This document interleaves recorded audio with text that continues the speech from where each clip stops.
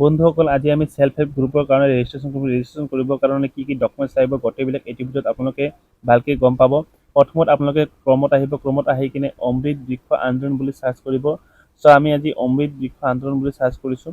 অমৃত বৃক্ষ আন্দোলন এটা ফাৰ্ষ্ট পৰ্টেল আহিব, সেইটো পৰ্টেলত আপোনালোকে ক্লিক কৰিব। ক্লিক কৰাৰ লগে লগে আপোনালোকে এটা ইণ্টাৰনেট পেজ আহিব।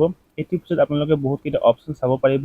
ইয়াতে আপোনালোকে ডাউনলোড এপ বুলি আছে, এইটো এপ ডাউনলোড কৰি আপোনালোকে ৰেজিষ্ট্ৰেশ্যন কৰিব পাৰে, বা অথবা একদম ৰাইট সাইডৰ কৰ্নাৰত নিউ ৰেজিষ্ট্ৰেশ্যন বুলি লিখা আছে, নিউ ৰেজিষ্ট্ৰেশ্যনত ক্লিক কৰিব পাৰে। আপোনালোকৰ ৰেজিষ্ট্ৰেশ্যন যদি কৰা থাকে তেনেহ'লে ৰিনিউ ৰেজিষ্ট্ৰেশ্যন কৰিব। চ' আমি নিউ ৰেজিষ্ট্ৰেশ্যন কৰাৰ পিছত ইয়াতে আমি সেলফ হেল্প গ্ৰুপত ক্লিক কৰিম। সেলফ হেল্প গ্ৰুপত ক্লিক কৰাৰ লগে এটা পেজ আহি যাব।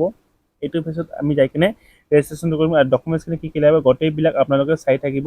ভিডিঅ'টি স্কিপ নকৰাকৈ শেষলৈকে চাই থাকিব। প্ৰথমে আপোনালোকে কেটাগৰীটো ছিলেক্ট কৰিব। কেটাগৰীটো ছিলেক্ট কৰাৰ লগে লগে এটা ইণ্টাৰফেচ আহিব। চ' আমি কেটাগৰীটো ছিলেক্ট কৰিছোঁ। ৰুৰাল হ'লে ৰুৰাল, আৰবান হ'লে আৰবান ছিলেক্ট কৰিব। তাৰপিছত আপোনালোকে সেলফ হেল্প গ্ৰুপৰ নামটো দিব। সেলফ হেল্প গ্ৰুপৰ নামটো দিয়াৰ লগে লগে চ' আমি নামটো দিছোঁ। নামটো দিয়াৰ পিছত আপোনালোকে সেলফ হেল্প গ্ৰুপৰ ID নাম্বাৰটো দিব আৰু মোবাইল নাম্বাৰটো দিব। চ' যেতিয়া মই কৈ আছোঁ, যদি আপোনালোকৰ ৰেজিষ্ট্ৰেশ্যন কৰা আছে, যদি ৰেজিষ্ট্ৰেশ্যন কৰা থাকে তেনেহ'লে আপোনালোকে ৰিনিউ ৰেজিষ্ট্ৰেশ্যন ক্লিক কৰিব। বাৰ বাৰ কৰি দিছে। যদি 2020 ৰেজিষ্ট্ৰেশ্যন কৰিছে বা 2024 আগত যদি ৰেজিষ্ট্ৰেশ্যন কৰিছে তেনেহ'লে আপোনালোকে ৰিনিউ ৰেজিষ্ট্ৰেশ্যন কৰিব অথবা নিউ ৰেজিষ্ট্ৰেশ্যন কৰিব। চ' আমি যিহেতু নিউ ৰেজিষ্ট্ৰেশ্যন কৰি আছোঁ কিয়নো আমাৰ আজি নতুনকৈ কৰিব লাগিব। চ' আমি নিউ ৰেজিষ্ট্ৰেশ্যন কৰি আছোঁ। নিউ ৰেজিষ্ট্ৰেশ্যন কৰাৰ পিছত আমি এতিয়া আকৌ প্ৰচেছটো মই দেখাইছোঁ কেনেকৈ ৰেজিষ্ট্ৰেশ্যনটো ওলায়। চ' আমি সেলফ হেল্প গ্ৰুপৰ ID নাম্বাৰটো দিছোঁ, সেলফ হেল্প গ্ৰুপৰ নামটো দিছোঁ, ID নাম্বাৰটো দিছোঁ।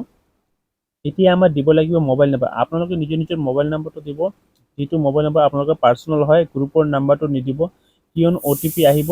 চ' এনেকুৱা এটা প্ৰচেছ, OTP নাহিলে আপোনালোকৰ পৰ্টেলটো একচেপ্ট নহ'ব। চ' এপ্লাইটো একচেপ্ট নহ'ব। গতিকে আপোনালোকে মোবাইল নাম্বাৰটো আপোনালোকৰ নিজৰ নিজৰ পাৰ্চনেল মোবাইল নাম্বাৰটো দিব। চ' মই এতিয়া মোবাইল নাম্বাৰটো দি আছোঁ।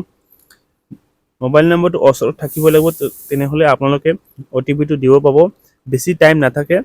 চ' আমি OTPটো দিয়াৰ কাৰণে মোবাইল নাম্বাৰটো আমি দি দিছোঁ।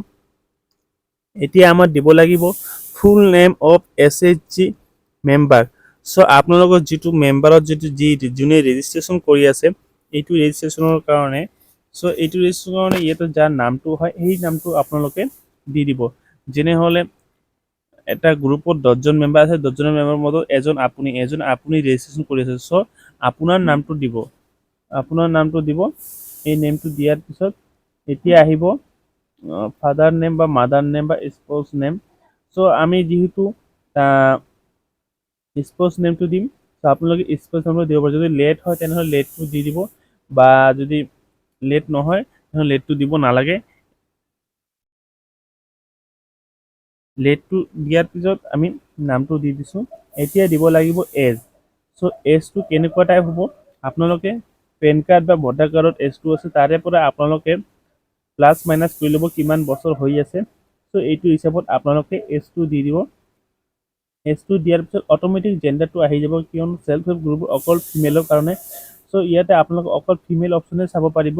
চ' আমি ফিমেল অপশ্যনটো দিছোঁ। এতিয়া ডিষ্ট্ৰিক্ট চিলেক্ট কৰিছোঁ। ডিষ্ট্ৰিক্ট চিলেক্ট কৰাৰ পিছত এতিয়া আমি মিউনিচিপালিটি বা বৰ্ডৰ আমি চিলেক্ট কৰিম।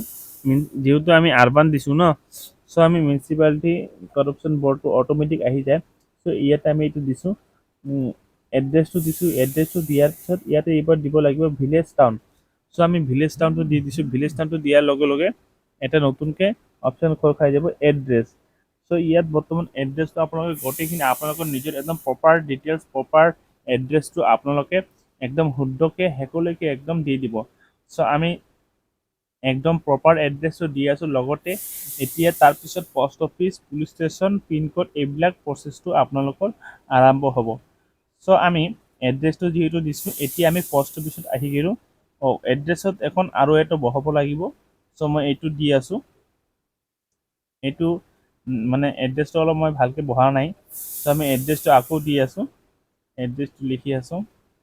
আপোনালোকে এড্ৰেছটো একদম ধুনীয়াকৈ লিখিব দেই। চ' এতিয়া আমি ফটো আইডেণ্টি কাৰ্ড, আমি এতিয়া ID প্ৰুফটো কি আপলোড দিম সেইটো ID প্ৰুফ আপোনালোকে দিব লাগিব।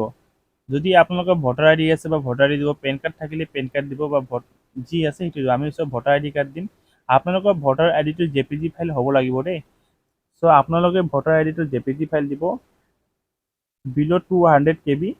এতিয়া আমি mobile number generate OTP click কৰিম। জেনেৰেট OTPটো ক্লিক হৈছে। সৰি, আমি এতিয়া পুলিচ ষ্টেচনটো দিয়া নাই আৰু পিনক'ডটো দিয়া নাই। এতিয়া আমি পুলিচ ষ্টেচনটো আৰু পিনক'ডটো দি দিম বাৰু।